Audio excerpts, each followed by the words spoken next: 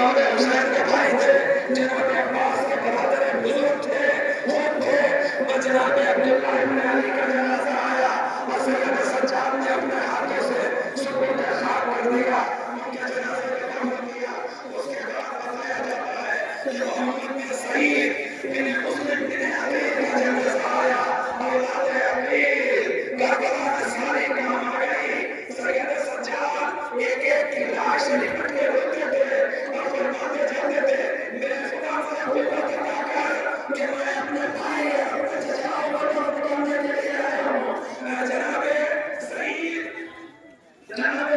محمد بن سعید کو دفن کرنے کے بعد عبد الرحمن بن عقیل کا جنازہ آیا، عبد الرحمن بن عقیل کے لاشے کو اٹھایا، سید سجاد نے سلام آخری کیا اور سپرد خاک کر دیا۔ سپرد خاک کرنے کے بعد محمد بن مسلم کا لاشا آیا۔ یہ محمد بن مسلم جناب مسلم کے فرزند تھے، جو جناب رقیہ اپنی ماں کے ساتھ آئے تھے اور یہ اپنے ماموں پہ فدا ہو گئے۔ میرے لاکھوں سلام ایسے بھانجوں کے اوپر کہ جنہوں نے اپنے جانیں اپنے ماموں پہ فدا کر دی۔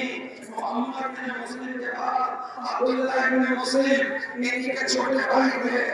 جو جناب مسلم کے ساتھ نہیں بلکہ یہ بھی اپنی ماں کے ساتھ آئے تھے، اور چھوٹے چھوٹے مسلم کے دو بچوں نے اپنی جان کو حسین ابن علی پہ فدا کر دیا۔ محمد بن مسلم اور عبداللہ ابن مسلم کے بعد عثمان بن علی، یہ مولا کائنات کے فرزند تھے، جناب عباس کے بھائی تھے اور یہ قوت بازو تھے، امام حسین کے بھی بھائی تھے۔ یہ عثمان بن علی اپنے بھائی پہ 17 آدمیوں کو قتل کرنے کے بعد جامع شہادت پوش فرمایا تھا، ان کے لاشے کو اٹھایا اور مولا سجاد نے ان کے لاشے کو ریگے کرنے کربلا سے اٹھا کے سپرد خاک کر دیا اور ان کو دفن کرنے کے بعد پھر منزل آگے بڑھی تو ابو بکر بن علی، یہ مولا کائنات کے فرزند تھے اور بڑے نازنین فرزند اور حسین و جمیل جوان، انہوں نے اپنے بھائی پہ بھائی سمجھ کر قربانی نہیں دی، آقا سمجھ کر فدا ہو گئے، مولا سمجھ کر فدا ہو گئے، اپنے جان کو قربان کر دیا اور سید سجاد نے انہیں سپرد خاک کیا۔ انہیں سپرد خاک کرنے کے بعد ایک دوسرے انہی کے بھائی تھے، انہی کے بھتیجے تھے، جن کا نام ابو بکر بن حسن تھا، یہ امام حسن کے بیٹے تھے، آپ نے ان کے لاشے کو اٹھا کے گنج شہیدہ میں دفن کر دیا۔ پہلے زمین میں چھپانے کے بعد امام سجاد دوسرے لاشے کی طرف بڑھے، جس لاشے کی طرف بڑھے وہ جعفر ابن علی تھے، یہ بھی حضرت عباس کے بھائی تھے، مولا حسن کے بھائی تھے، امام حسین کے بھائی تھے، امام سجاد کے چچا تھے۔ عرب سے سلام کرنے کے بعد بڑے احترام سے جنازہ اٹھایا اور گنج شہیدہ میں ان کے لاشے کو سپرد خاک کر دیا۔ ان کے لاشے کو سپرد خاک کرنے کے بعد یہ ایک اور لاش کی طرف بڑھے، اس کا نام امی اور اس میں گرامی عبداللہ بن حسن تھا۔ یہ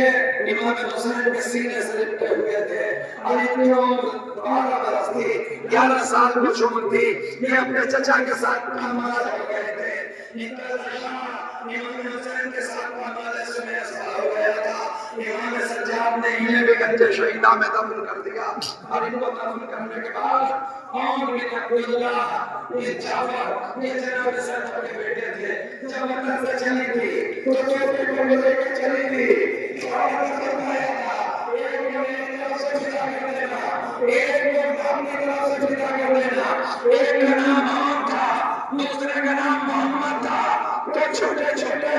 جناب زینب کے بچے جن کا ملا کے نام محمد لیا جاتا ہے، ماموں کے جانوں کو فدا کر دیا۔ عمرو محمد بن عبداللہ بن جعفر طیار ماموں کے فدا ہو گئے۔ سید سجاد نے انہیں بھی دفن کر دیا اور انہیں دفن کرنے کے بعد امام سید سجاد عاصم بن حسن جو پامال چھوٹا لڑکا تھا اور سید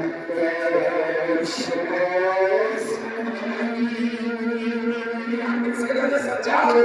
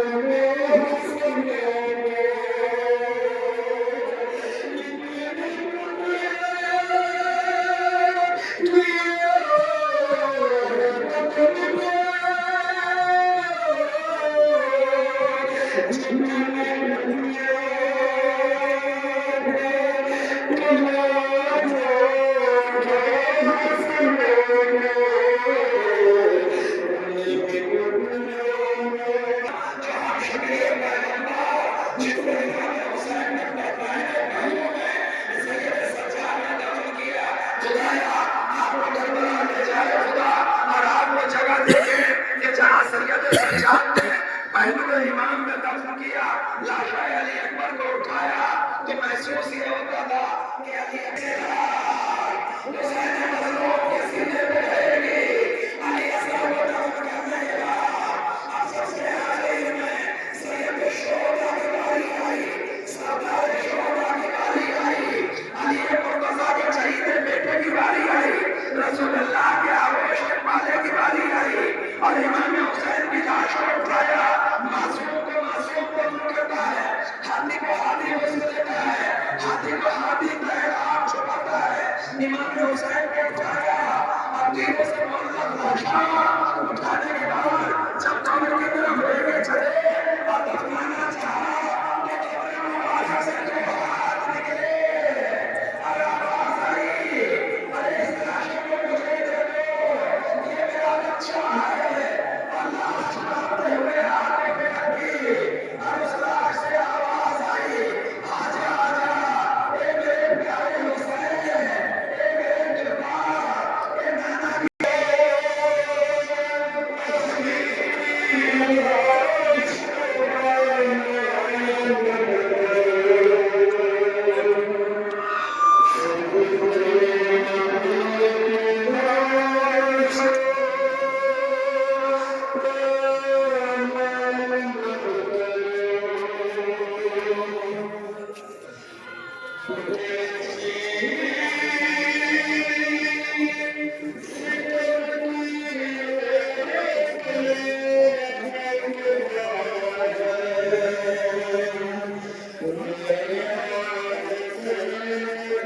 Bye bye.